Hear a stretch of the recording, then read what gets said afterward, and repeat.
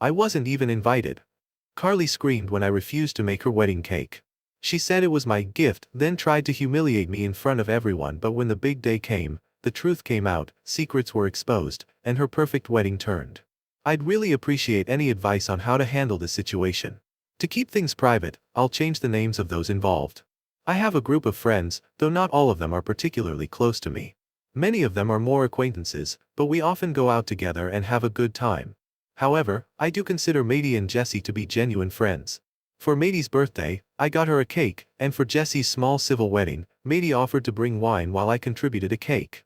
One of the girls in our group, Carly, and I have a neutral relationship. We're neither close nor openly hostile. She's always been somewhat indifferent toward me, and I have a feeling she doesn't really like me. I don't have an issue with her personally, but it's clear we have very different viewpoints and probably wouldn't be friends on our own. During Jessie's wedding celebration, Carly mentioned that she liked the cake. When Jessie pointed out that I had brought it, Carly commented that it was good but a bit dry. The room got quiet, people exchanged glances, and the conversation quickly moved on. However, Carly kept making comments about the cake. I chose to stay silent. Carly had been planning her wedding before Jessie's, and she often invited Maddie, Jessie, and a few other girls to help her discuss plans and pricing, but she never included me. Since I wasn't involved in the planning, I assumed I wouldn't be invited. Sure enough, when everyone else received invitations, I wasn't surprised that I didn't get one. Jessie wanted to confront Carly about it, but I asked her not to. I didn't want a pity invite. I understood that Carly didn't see me as a friend. Jessie even offered to skip the wedding if it would make me feel uncomfortable, but I reassured her that she didn't have to do that. Then, out of nowhere, Carly messaged me on WhatsApp, asking about cake designs and filling options. Since her wedding was fast approaching and she'd been planning for a while, I assumed she already had those details sorted. I sent her a catalog, and she commented on a few designs she liked. She also asked if I handled the setup, so I sent her some sample photos. She reacted to the images with a thumbs up, but that was the end of our conversation. She never asked for a quote, signed a contract, or scheduled a consultation, so I figured she wasn't interested. That was over a month ago. Today, we went out for a meal, and everyone was talking about the wedding. Her fiancé casually asked who I would be bringing as my plus one, since I'm single. I told him I wouldn't be attending. He seemed surprised and asked why, so to avoid unnecessary drama, I simply said I'd be visiting my parents. He accepted the explanation, but Carly immediately asked when I was leaving. When I told her I'd be leaving on Wednesday, she responded, "The wedding's on Saturday, how are you going to set up the cake and desserts?" I was confused and asked her what cake she was referring to. She bluntly said, "The one you're bringing to my wedding." I explained that we never made any arrangements for me to provide a cake. She insisted that she had our chat messages as proof, but I reminded her that I had only shared some options and set up photos. Nothing had ever been confirmed. Since she never followed up, I assumed she didn't want to move forward. Her fiancé then asked if anything could still be done. I told him that my bakery requires a signed contract and a deposit to secure an order. At that point, Maddie stepped in and directly asked Carly whether she had paid a deposit or requested a contract. Carly, seemingly annoyed, responded that she didn't see why she needed to, because, according to her, the cake was supposed to be my wedding gift to her. She said I should make sure it was ready for Saturday. I calmly explained that I don't control the bakery schedule and that, with the wedding only days away, they wouldn't be able to accommodate a last-minute order. Carly looked frustrated and uncomfortable. Wanting to avoid further tension, I simply asked for my bill, paid, and left, saying I had things to do. Later, Maddie told me that after I left, Carly complained that it was unfair of me to back out after supposedly agreeing to provide the cake. Some people in the group even speculated that I might be skipping the wedding just to avoid making the cake. Jessie immediately clarified that I was never invited in the first place, but Carly then claimed that she had, in fact, invited me. I don't want the situation to affect my friendships with the group. I'm not originally from the city, and I've finally found a friend circle where I feel comfortable. I also struggle with handling conflict, so I'm unsure how to approach this without creating unnecessary drama. I know it's not great that I tend to avoid confrontation rather than standing up for myself, but I genuinely don't know the best way to navigate this. Update. I came across a comment explaining how updates are typically shared here, so I hope those who offered advice and requested an update will see this. For those wondering why I didn't stand up for myself sooner or let the situation escalate, I mentioned earlier that I struggle with confrontation. When I have to speak in front of people, I get nervous, feel short of breath, and even used to vomit before and after school presentations. There have been times when I've kept items I didn't order or didn't want simply because I was too embarrassed to return them. Thanks to therapy, I've improved a lot. I can now work as a cashier in a bakery, which is something I couldn't have imagined doing before. But I still get nervous in social situations. Growing up, my younger sister would accompany me everywhere, and I'd give her money to handle transactions because even speaking to a cashier would make me anxious. I don't want people to feel sorry for me or treat me condescendingly, but I also understand that my discomfort in these situations sometimes makes things harder for me. For context, here are our ages. I'm 21. Mady is 30. Carly is 30. Anna is 31. Carly's fiancé is 31. Jesse is 30. Now, here's what happened next. Someone suggested a response I could send to Carly, so I messaged her. She replied that she assumed I wouldn't mind and that I owed her a gift anyway, so she chose the wedding cake as her present. I clarified that only invited guests are responsible for giving gifts. She asked what I meant, and I pointed out that I hadn't received an invitation to her wedding. She left my message on read. To avoid further misunderstanding, I messaged her fiancé, saying, I don't want to cause drama, but I never agreed to provide the wedding cake. I also sent him screenshots of our conversation. He called me immediately, apologized, and admitted he thought it was strange when Carly told him I had offered. I then mentioned I wasn't even invited to the wedding. He seemed surprised and asked if I was serious.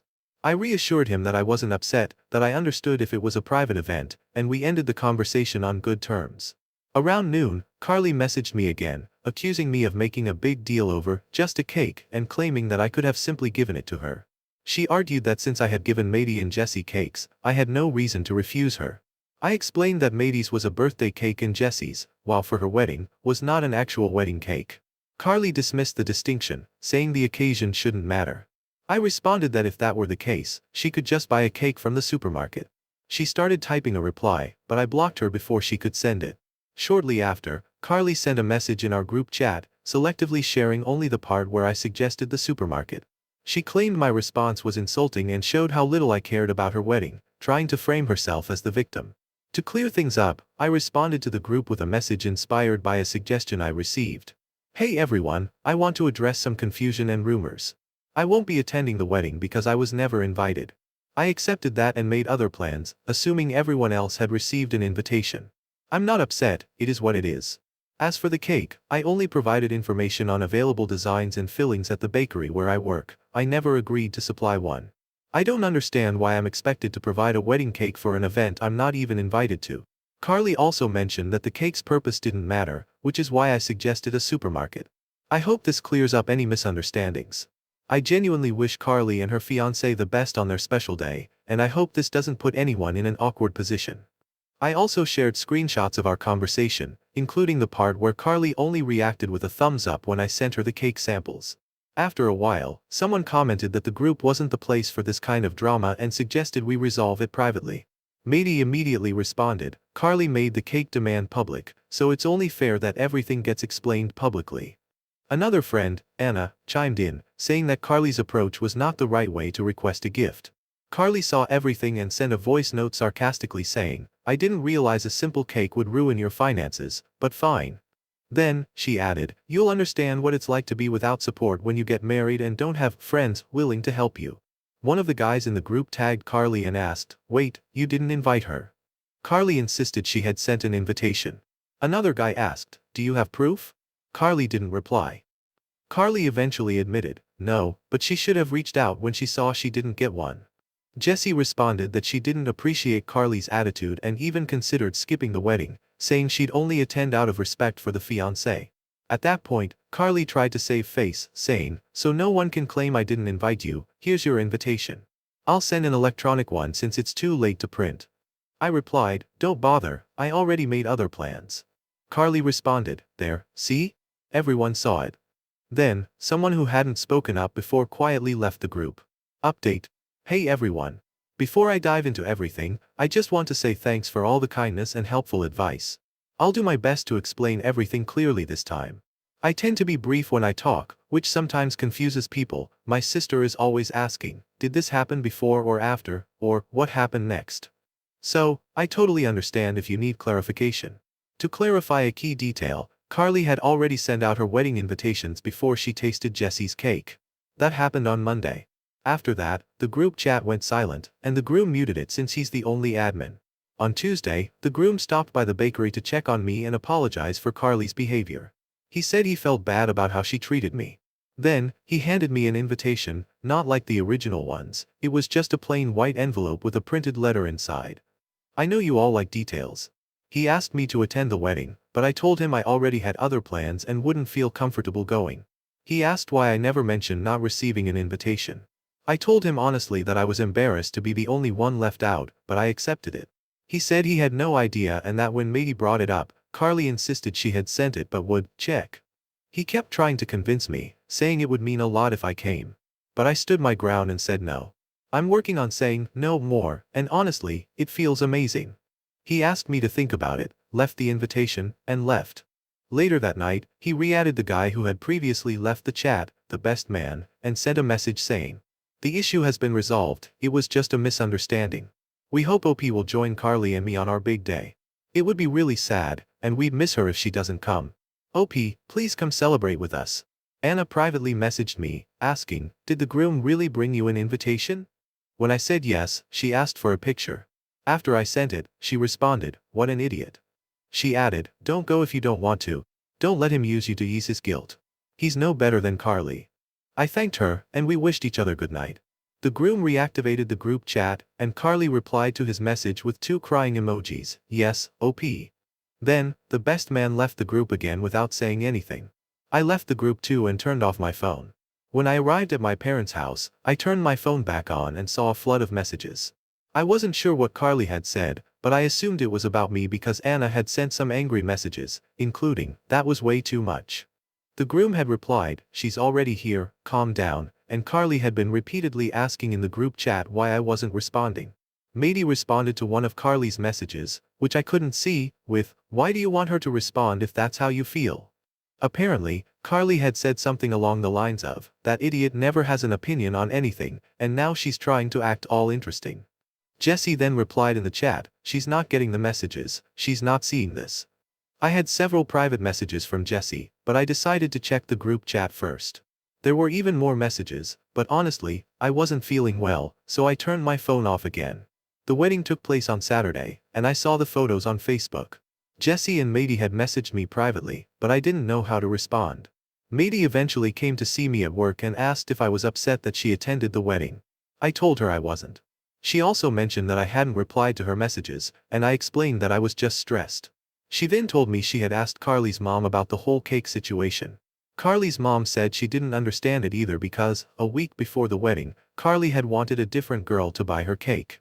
Matey explained that Carly had originally chosen a dummy cake and that the guest cake had already been pre-ordered as individual servings. Carly's mom said she would talk to her but assumed it was just a misunderstanding. Matey also mentioned that the best man told her he's cutting ties with the groom because of the resort issue and everything else that happened. She said Carly seemed to be in a bad mood during the wedding, and the groom got drunk, so they both left early. Other than that, the wedding itself was nice. However, the original bridesmaids didn't end up being in the wedding, different girls took their place. Matey also said that neither the best man nor Anna attended. Edit. Anna didn't send angry messages to me, she sent them to Carly.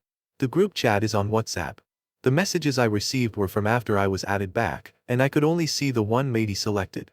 I'll explain what happened with the best man. He's not necessarily on my side, he had separate issues with Carly and the groom. Anna isn't the type to defend someone just because she likes them. If she doesn't like something, she'll speak up regardless. I just wanted to clarify all of this because I want to read your responses, and I hope my next update will be the last one. This whole thing has been exhausting. Sometimes I think I should have just given the cake as a gift. Some of my coworkers know what happened, and it's been awkward.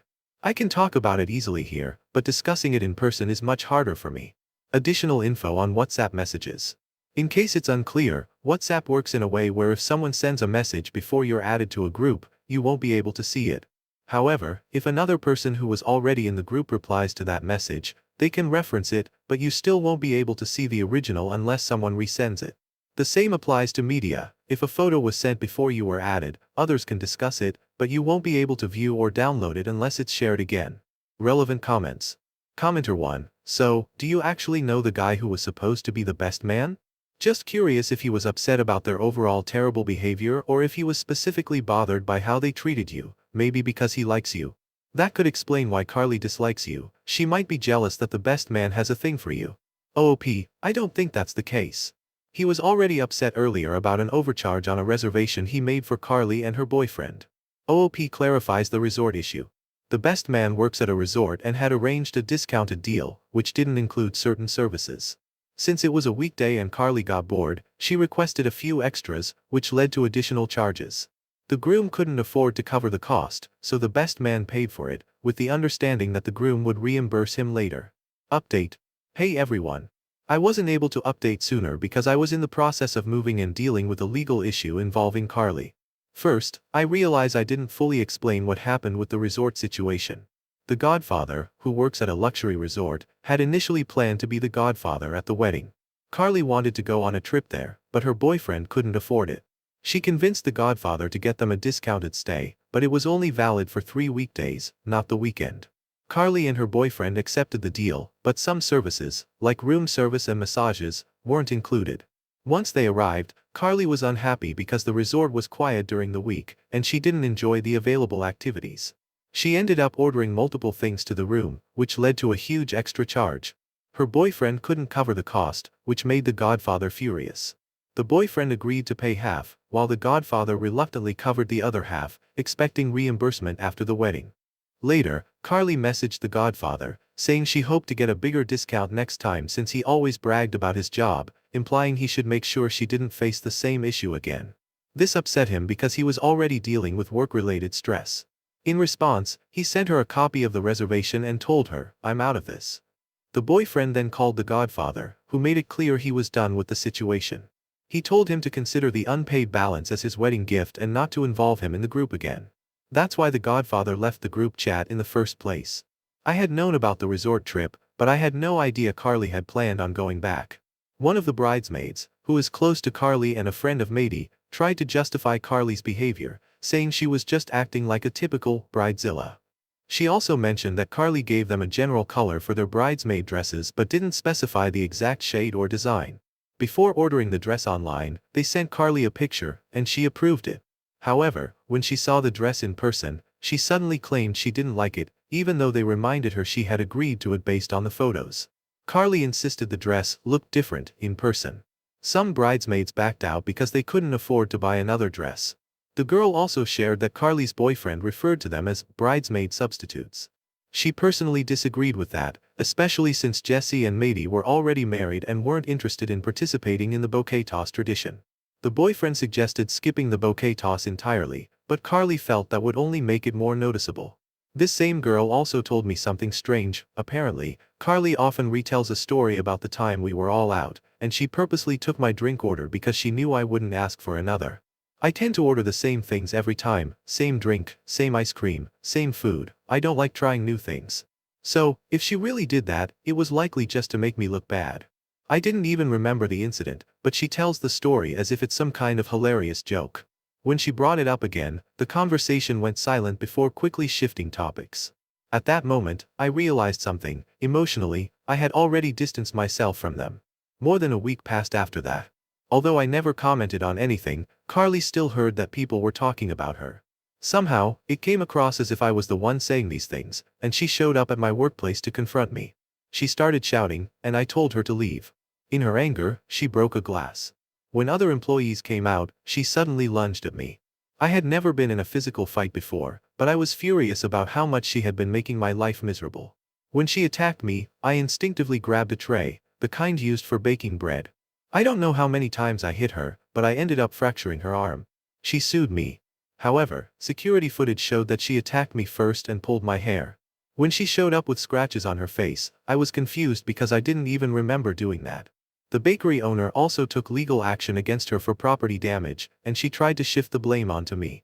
But since she had already broken the glass before I defended myself, she couldn't make her case stick. Since then, Maddie and Jesse have tried to reach out, offering their support. But I told them I no longer want their friendship. They insist they weren't the ones who told Carly anything, but it's suspicious that she confronted me right after they met up with her. It could have been the godmother, but Carly accused me of liking her boyfriend, which is odd because the only person who ever asked me about that was Maddie. A long time ago, she asked if I had feelings for him, or for multiple guys, actually, going down a list one by one. I told her no every time. So, for Carly to bring it up now, so distorted and twisted, makes me doubt Jesse and Maddie's innocence in all this. I've also received threats, which is why I moved. I hate that this situation has escalated to this point. I'm not a violent person, and while some might think this incident made me stronger, it really hasn't. If anything, I'm more anxious and stressed than ever. I had never been in legal trouble before, and now this is how I'm starting 2025. Top comments. Commenter 1, definitely NTA. Honestly, OP, you've faced nothing but trouble ever since these people entered your life. You're absolutely right to walk away from them. Commenter 2, she showed up at your workplace, caused a scene, broke things, and physically attacked you. I really hope you sued her and got the longest possible restraining order. Commenter 3, someone pointed out that OP may have made several translation errors. OP has also mentioned in previous posts that they struggle with translating accurately. It seems they originally wrote in their native language and then translated everything into English before posting. Additionally, in Portuguese, the word padrinho means both godfather and best man. So, when OP referred to the godfather, they actually meant the best man. They were responding to questions about other drama that happened besides the incident with the cake. Editor's note, please keep in mind that OP's first language isn't English, which may explain some of the translation inconsistencies. From another commenter, I believe OP is a Portuguese speaker. In Portuguese, padrinho translates to both godfather and best man, while madrinha translates to both godmother and maid of honor. Other languages may have similar terms, but I can confirm this is the case in Portuguese.